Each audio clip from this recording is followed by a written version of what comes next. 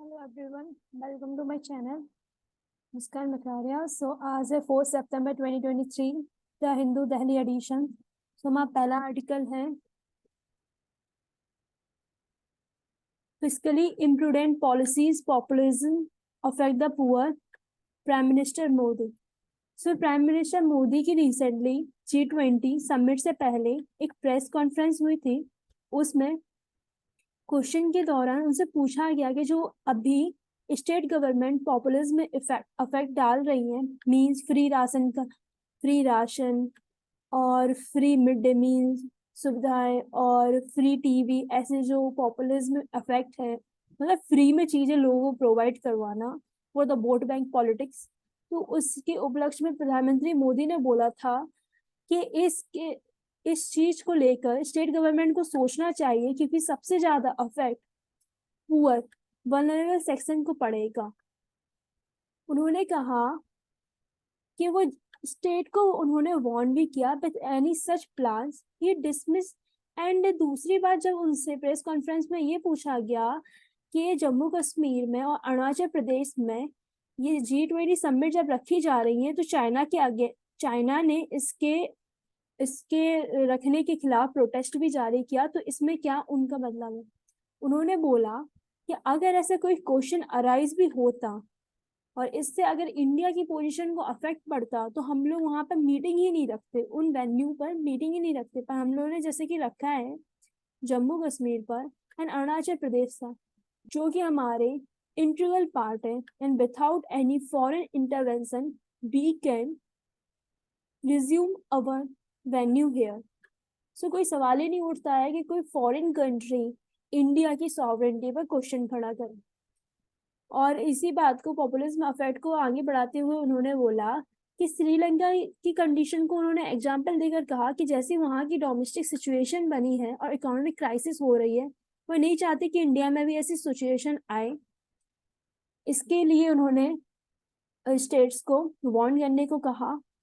और उसके साथ ही उन्होंने G20 समिट के मेन एजेंडा, जो कि वसुधैव कुटुंबकम एंड इंडिया की डाइवर्सिटी को शोकेस करने के लिए उन्होंने ये भी बताया है कि diversity is our best bet whether in society और in terms of our energy mix. Recently ये बात चली थी कार्बन नेट न्यूट्रल एमिशन करना है और फॉसिल फ्यूल को कार्बन डाउन करना है और फेज आउट करना है. तो उन्होंने ये बोला कि हमारी एनर्जी मिक्स में भी fossil fuel dependence and renewable energy का मिक्स रहेगा. Despite having 17% of the world's population, India's historic share in cumulative emission is just less than 5%. India की 17% ऑफ द वर्ल्ड पॉपुलेशन मात्र 5% से भी कम एमिशन कर रही है. ये इंडिया की डाइवर्सिटी जो कि एनर्जी मिक्स में शोकेस करती है और हम लोग कितने सतर्क हैं अपने पर्यावरण को लेकर, इस बात की ओर इंगित करता है. तो ये आप एक तो अपने ऐसे में लिख सकते हो कि जैसे कि प्राइम मिनिस्टर प्रेसिडेंट के जो स्टेटमेंट होते हैं ना, वो अगर आप अपने ऐसे या फिर केस स्टडी में लिखते हो ना, तो आपको एक्स्ट्रा मार्क्स जरूर मिलते हैं. और इनके कोट्स बेस्ड स्टेटमेंट भी बहुत इंपॉर्टेंट रहते हैं.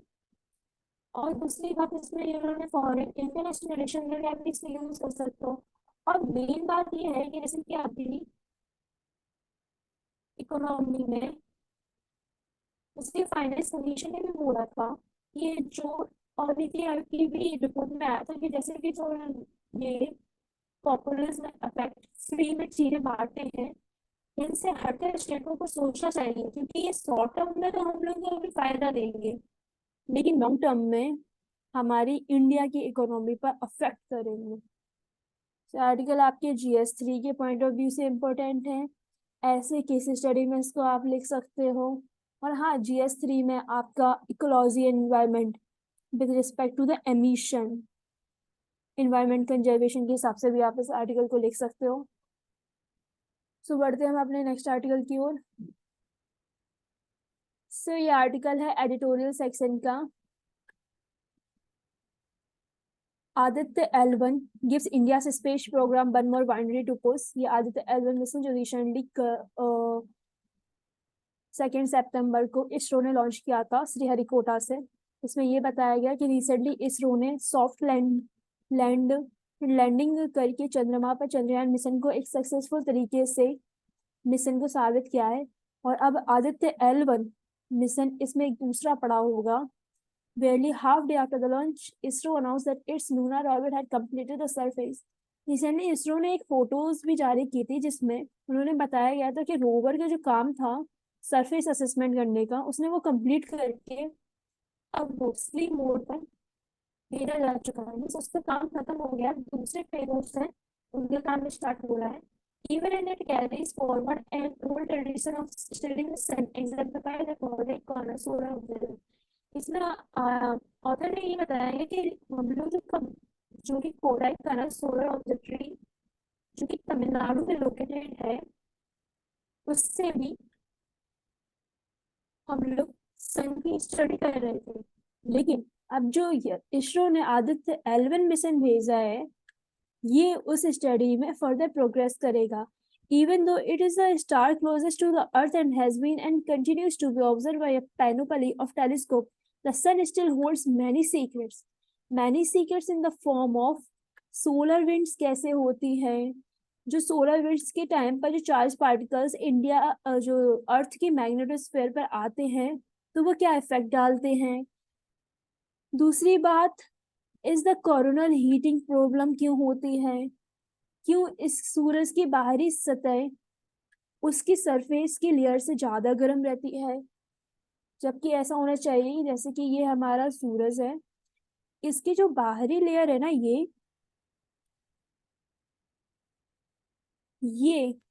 अंदर वाली लेयर की कंपैरिजन में बहुत ज्यादा गर्म रहती है। इसकी क्या प्रॉब्लम है, क्या ऐसा फेनोमेना है जो ऐसे अफेक्ट करता है, तो इस बारे में पता करेगा आदित्य L1। बेसिकली स्टडी करेगा सन सरफेस की। And दूसरी बात, Aditya L1 will also have to record and transmit data as soon as possible to the earth so that हम लोग जल्द से जल्द साइंटिस्ट ये जो इंफॉर्मेशन है इसको कलेक्ट करके उसकी फर्दर स्टडी कर सके। ISRO has also demonstrated its ability to handle complex navigational tasks in interplanetary mission। इसमें इसरो की सक्सेसफुल जर्नी के बारे में बोला जा रहा है कि उसने पहले नेविगेशनल टास्क जो इंटरप्लानेटरी मिशन मतलब एक प्लैनेट से दूसरे प्लैनेट में, जैसे कि अपना एक मार्स का मिशन था, हम लोगों का एक मून का मिशन था मॉम करके, जो कि आगे इसके प्रोग्रेस को बढ़ाएगा। इसमें इन्होंने बताया कि फॉरेन स्पेस एजेंसी से इसरो को काफी मदद मिलती है, वहाँ की स्किल कम्युनिकेशन और जो इंफॉर्मेशन मिलती है वो आदित्य L1 मिशन में काफी कारगर हुई। जैसे आपको पता है जब हम लोग का चंद्रयान 3 लॉन्च हो रहा था तो उस टाइम पर यूरोपियन यूनियन एंड नासा ने अपनी ट्रैकिंग फैसिलिटी इसरो को प्रोवाइड की थी। ये अच्छा एग्जाम्पल है बायलैटरल रिलेशन को और फर्दर साइंस और स्पेस मिशन की स्टडी को फर्दर लीड करने के लिए। सो आदित्य L1 मिशन हम लोग ने इसको डिस्कस कर लिया है। इसमें एक चीज अभी ध्यान रखना, यूपीएससी पूछ सकते हैं कि प्रीलिम्स पॉइंट ऑफ व्यू से कोटाई का सोलर ऑब्जर्वेटरी कहाँ है, से आपके तमिलनाडु में है। और इसमें आर्टिकल जरा इसमें कुछ ज्यादा खास नहीं जो हम ऑलरेडी डिस्कस कर चुके हैं पहले के न्यूज़पेपर सेशन में, तो बस आप इसमें एक नजर रखे रहिएगा इस मिशन की। और GS3 में आपका ये इम्पोर्टेंट रहेगा, इंडिया स्पेस मिशन। सो बढ़ते हैं हम अपने नेक्स्ट आर्टिकल की ओर।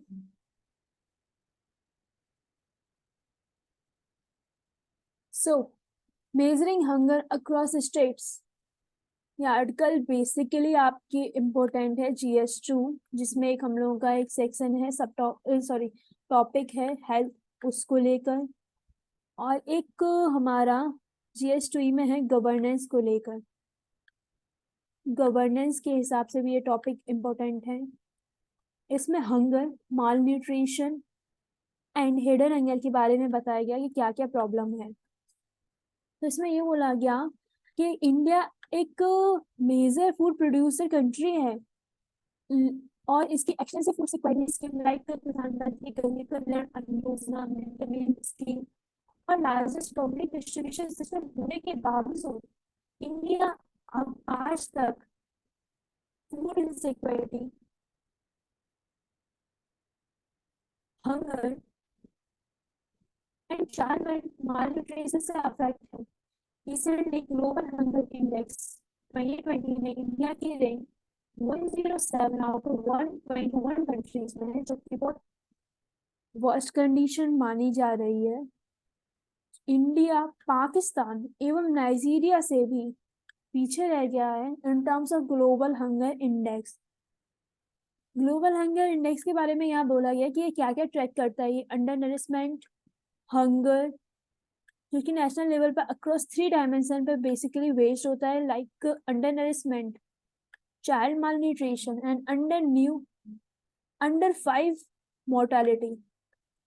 Under nourishment, mall nutrition and under 5 mortality means 5 साल तक उम्र होने से पहले ही बच्चे की मौत हो जाना। उसके बाद इन्होंने एक डाटा यहाँ पर पेश किया है कि state of food security and nutrition in the world report of 2020 India में लगभग 224.3 मिलियन अंडर नरिश्ड पीपल पाए गए हैं।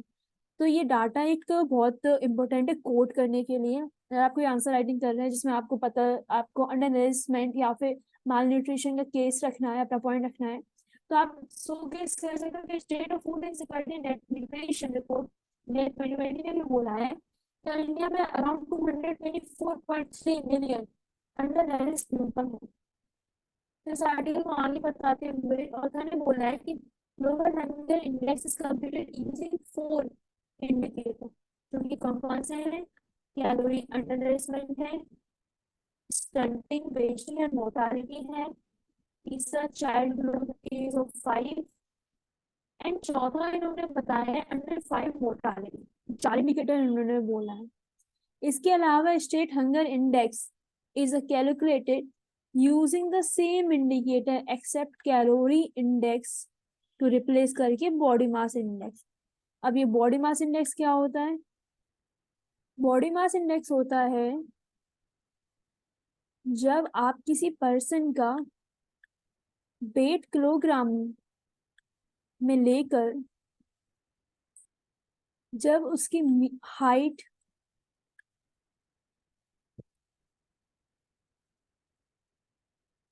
मीटर में लेकर उसका स्क्वायर करके डिवाइड करते हैं तो वो बॉडी मास इंडेक्स कहलाता है। तो इसमें ये बताया कि इंडिया ने भी स्टेट हंगर इंडेक्स निकाला है जिसमें कैलोरी अंडर नरिशमेंट को रिप्लेस करके उन्होंने एक खुद का इंडिकेटर बॉडी मास इंडेक्स को रखा गया।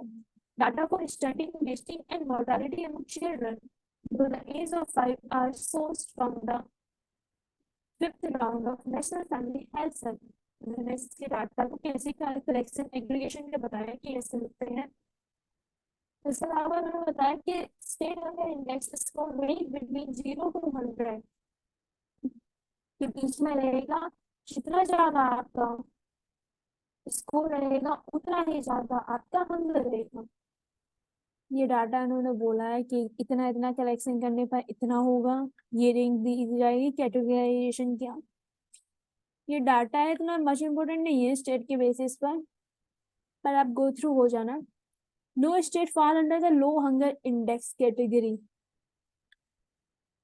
किस डाटा के? स्टेट हंगर इंडेक्स में ऐसा कोई भी स्टेट नहीं है जो लो हंगर कैटेगरी में फॉल करता है। मींस अपने यहाँ हर स्टेट में हंगर की सिचुएशन बहुत ही वर्स्ट कंडीशन में है। State hunger index is not captured here after the कोविड-19। ये इसका एक ड्रॉबैक बताया जाए कि कोविड-19 के टाइम पर तो और सिचुएशन खराब हो रही थी, लेकिन स्टेट हंगर इंडेक्स में इस सिचुएशन को अलाउ ही नहीं किया गया। उसके बाद एक और रिपोर्ट जो कि फूड एग्रीकल्चर ऑर्गेनाइजेशन जिसके हेडक्वार्टर रोम में है, उसने भी अंडर नरिशमेंट इंडिया को लेकर बोला है कि अराउंड 16.3% इन 2020 अंडर नरिशमेंट कंडीशन अभी भी प्रेवलेंट है इंडिया में।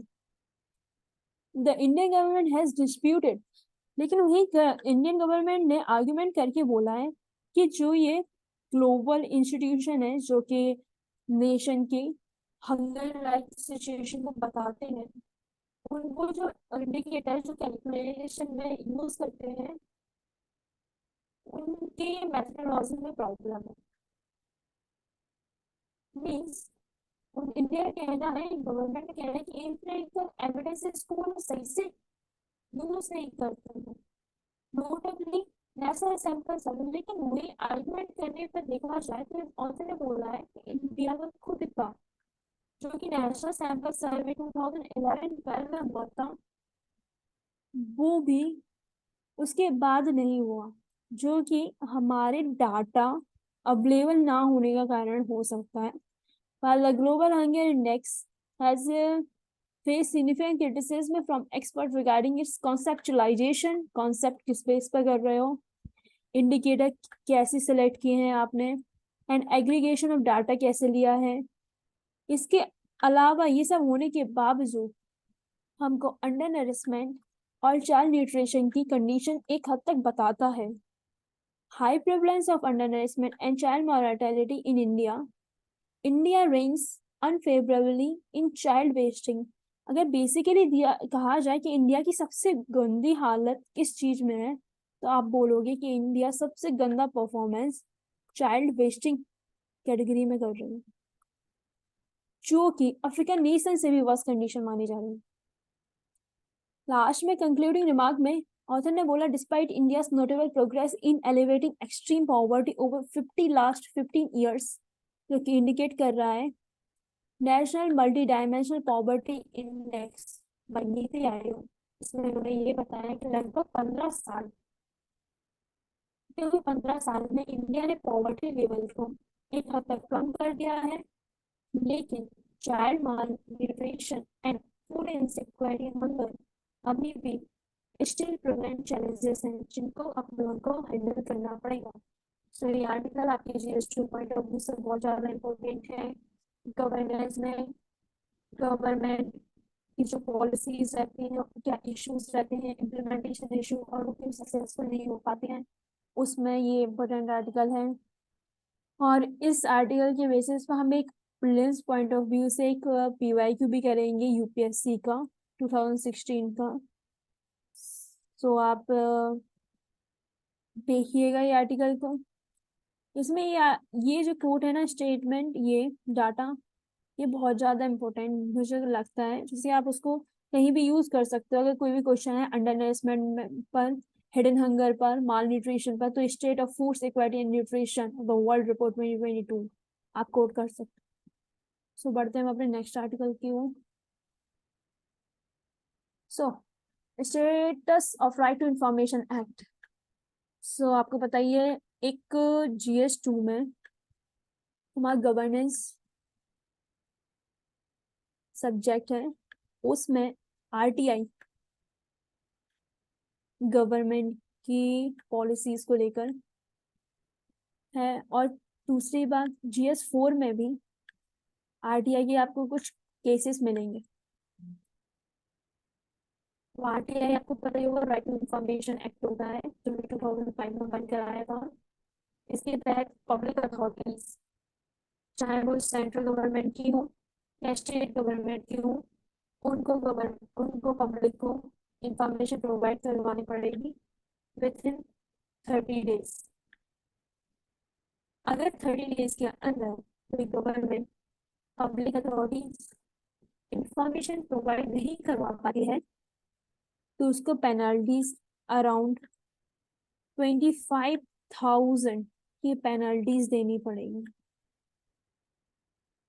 लेकिन इसमें अभी करंट में क्या स्टेटस है उसके बारे में बताया गया कि RTI act implementation is dependent on subordinate rules made by the union government and state government. इसमें यह बताया गया, कहने को हमारे पास SIC state information commissioner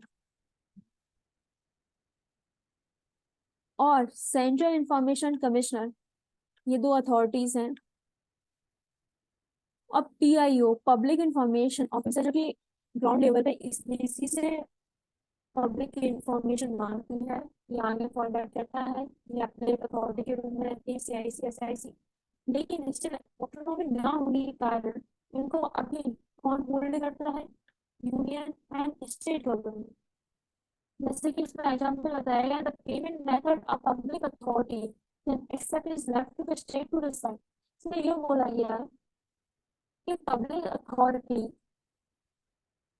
public authority payment किस बेसिस पर एक्सेप्ट करेगी, ये भी स्टेट गवर्नमेंट में डाला गया है। मीन्स जैसे कि अगर आप एक पब्लिक हो, आपको आरटीआई फाइल करना है, तो आप जिस स्टेट में हो वहां की स्टेट गवर्नमेंट डिसाइड करेगी कि आपका पेमेंट मेथड कौन सा होगा। इसमें ये बोला गया। दूसरी बात, कहने को आरटीआई एप्लीकेशन ऑनलाइन है, जो कि बहुत अच्छी बात है अपने डिजिटल इंडिया के लिए, लेकिन वहीं many states don't have an online RTI portal. और हम लोगों की डिजिटल इलिटरेसी भी बहुत ज्यादा है। मीन्स हम लोग जानते ही नहीं है कि पेमेंट कैसे किया जाता है, थ्रू यूपीआई, फोन पे, जी पे, गूगल पे, ये सब। दूसरी बात, उन्होंने बोला well activist have long warn of the weakening of the RTI act, जो कि उन्होंने बताया आरटीआई एक्ट अमेंडमेंट हुआ था 2019, जिसमें सीआईसी का अपॉइंटमेंट सेंट्रल गवर्नमेंट के अंडर कर दिया गया था। उनके टर्म्स एंड कंडीशन क्या होंगे वो भी सेंट्रल गवर्नमेंट के अंडर में कर दिया गया था। तो वीकली में एक सिचुएशन है जिसमें mainly from changes in the tax order. इसमें बताया गया सिर्फ टैक्स में, लॉ के टैक्स में चेंज करने के लिए अथॉरिटी किसके अंडर में रहेगी, कौन इम्प्लीमेंट करेगा, किसके अंडर में सीआईसी एसआईसी वर्क करेंगे। उसके साथ साथ इंस्टीट्यूशनल मैकेनिज्म भी बहुत वीक है। गवर्नमेंट की जो फंक्शनिंग है वो हर स्टेट में डिफरेंटली वैरी करती है, जिससे इस एक्ट में आरटीआई एक्ट में यूनिफॉर्मिटी नहीं आ पा रही। से आपके RTI act GS 2 governance, GS 4 RTI, इसमें बहुत ज्यादा यूज रहेगा। ये आप इसमें कोट भी कर सकते हो कि हाँ क्या प्रॉब्लम फेस करनी पड़ रही है अभी, लाइक ऑटोनॉमी नहीं है। दूसरी बात, ऑनलाइन पेमेंट होने के बाद भी आरटीआई पोर्टल नहीं है बहुत सारे स्टेट्स में, ये प्रॉब्लम है। सो बढ़ते हैं हम अपने नेक्स्ट आर्टिकल की ओर। सो ये आर्टिकल है what is the debate around one nation one election. Recently आपको पता ही होगा सेंट्रल गवर्नमेंट ने एक वन नेशन वन इलेक्शन के लिए कमेटी की नियुक्ति की है, जिसके जो कि फॉर्मर प्रेसिडेंट रामनाथ कोविंद के अंडर में काम करेगी। तो इसमें ये बात की गई है concept of synchronising the time of Lok Sabha. क्या होता है one nation one election? The timing of Lok Sabha का इलेक्शन एंड स्टेट असेंबली के इलेक्शन अक्रॉस ऑल स्टेट्स में सेम डे को रहेंगे थ्रू आउट द कंट्री। लेकिन बात को आगे बढ़ाते हुए इस आर्टिकल में ये बोला गया कि idea of one nation one election जो हमारा फेडरलिज्म कॉन्सेप्ट है, मीन्स हमारे यहाँ दो फॉर्म ऑफ गवर्नमेंट रहती है, पहली सेंट्रल गवर्नमेंट और दूसरी state government and regional issues. Federalism को कंट्राडिक्ट करेगा, जो कि हमारे आर्टिकल 1 में India as a union of states की बात करता है। मीन्स अगर आप एक ही दिन में एक ही टाइम पर इलेक्शन कराओगे तो स्टेट्स की जो रीजनल इशूज है, प्रॉब्लम है, उनके अलग सिनारियो रहता है, उनकी पॉलिटिकल पार्टीज का एजेंडा अलग अलग रहता है, तो आप कैसे साइमल्टेनियस इलेक्शन करवा सकते हो। यहाँ पर मैंने आपकी सोलर के लिए एक बैकग्राउंड भी बताया है कि simultaneous election were held in the country during the first 2 decades. मतलब स्वतंत्रता के बाद लगभग 20 सालों तक, हमारा 1967 तक, 1967 तक साइमल्टेनियस इलेक्शन जारी रहे। लेकिन कुछ सर्टेन असेंबली, स्टेट असेंबली का डाइल्यूशन होने के कारण 1968 1969 में लोकसभा का और स्टेट असेंबली के इलेक्शन एक टाइम पर नहीं हो पाए, जिससे डिस्ट्रक्शन क्रिएट हुआ।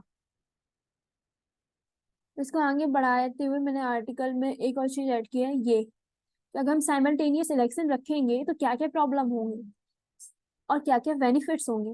बेनिफिट्स में देखा जाए तो रिड्यूसिंग इलेक्शन एक्सपेंडिचर पे जो खर्चा होता है वो कम होगा। किस किस बेसिस पर? लॉजिस्टिक पर जो खर्चा होता है, सिक्योरिटी पर जो खर्चा होता है, कैंपेन करते हैं उस पर जो खर्चा होता है, गवर्नेंस लेवल पर भी हमको सुविधा मिलेगी। और जो पॉलिसी डिस्ट्रक्शन होती है, जब मॉडल कोड ऑफ कंडक्ट लग जाता है तो बीच में जो पॉलिसीज गवर्नमेंट इम्प्लीमेंट नहीं कर पाती है, वो पॉलिसी डिस्ट्रक्शन रुकेगा। वोटर्स को बार बार स्टेट असेंबली के अलग से इलेक्शन के लिए, सेंट्रल असेंबली के अलग इलेक्शन के लिए बार बार बूथ पोलिंग बूथ पर नहीं जाना पड़ेगा, जो सिक्योरिटी कंसर्न्स रहती है, डिप्लॉयमेंट ऑफ सिक्योरिटी फोर्सेस वो नहीं करना पड़ेगा। सभी को लेवल प्लेइंग फील्ड मिलेगी, स्टेट गवर्नमेंट्स पार्टीज को एंड सेंट्रल गवर्नमेंट पार्टीज को। एजुकेशन में देखा जाए तो इम्पैक्ट कम होगा, क्योंकि ज्यादातर देखा जाता है कि टीचर्स की ड्यूटी लगाई जाती है पोलिंग बूथ पर as a booth level officers. अब इसके बाद यहाँ पर चैलेंजेस भी बताएं कि वन नेशन वन इलेक्शन में चैलेंजेस क्या क्या होंगे। तो हम लोगों को सबसे पहले तो कॉन्स्टिट्यूशनल अमेंडमेंट करवाना पड़ेगा, और हम लोगों को साथ में कंसेंसस बेस्ड अप्रोच लेकर चलनी पड़ेगी among different political parties state, जो कि एक लेंथी प्रोसेस हो सकती है। दूसरी बात, इसमें ये बताया कि असेंबली का फोकस रहता है लोकल इश्यूज पर। अगर आप उनको कंबाइन कर दोगे जनरल इलेक्शन के एजेंडा पर, तो वो रीजनल नैरेटिव्स को तो आगे रख ही नहीं पाएंगे, क्योंकि उनकी प्रॉब्लम अलग अलग रहती है।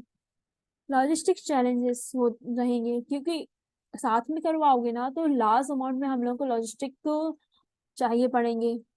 दूसरी बात, approximately 30 lakh EVM electronic voting machine and voter verified paper audit trail machine भी चाहिए पड़ेंगे। ये बहुत लार्ज अमाउंट में डिफिकल्टीज कर सकती है, और ऐसा भी गुंजाइश लगाया जा सकती है कि डोमिनेशन में नेशनल पार्टी से ज्यादा डोमिनेशन है। एक स्टडी में बताया गया था कि अराउंड अगर साइमल्टेनियस इलेक्शन कराए जाते हैं तो लगभग 70% वोटर्स का माइंडसेट ऐसा रहेगा कि जो सेंट्रल गवर्नमेंट है वो पार्टी चाहते हैं, तो वो स्टेट गवर्नमेंट में भी पूरे पार्टी चाहेंगे। दूसरी बात, ये डेमोक्रेसी पर भी इम्पैक्ट डालेगी। कैसे? क्योंकि वोटर्स की दिमाग में एक साथ ऑल इशूज साइमल्टेनियसली हैंडल नहीं हो सकती। मीन्स अगर कोई गवर्नमेंट सेंट्रल लेवल पर अच्छा कर रही है, तो जरूरी नहीं उसी पार्टी की गवर्नमेंट स्टेट लेवल पर अच्छा कर रही हो। तो ये एक डेमोक्रेटिक प्रोसेस को हिंडर करेगा। दूसरी बात, यहाँ पर ये इंटरनेशनल एग्जाम्पल्स भी शोकेस हो रहे हैं, जहाँ पर साउथ अफ्रीका में नेशनल प्रोविंशियल इलेक्शन साथ साथ हुए, स्वीडन में local election as well as on the same day national election हुए। तो ये एग्जाम्पल है। अब इसके कंक्लूजन में हम लोग क्या देखें कि बैलेंस पॉइंट बने।